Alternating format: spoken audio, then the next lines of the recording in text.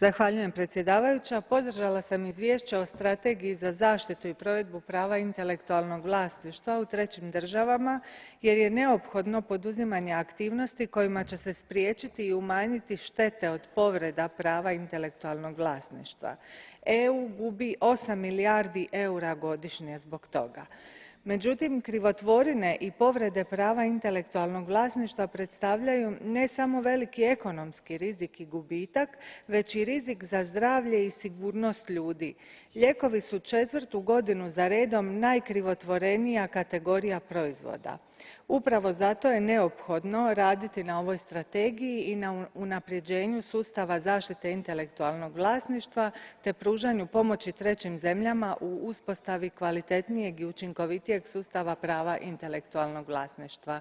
Zato sam podržala ovo izvješće. Hvala.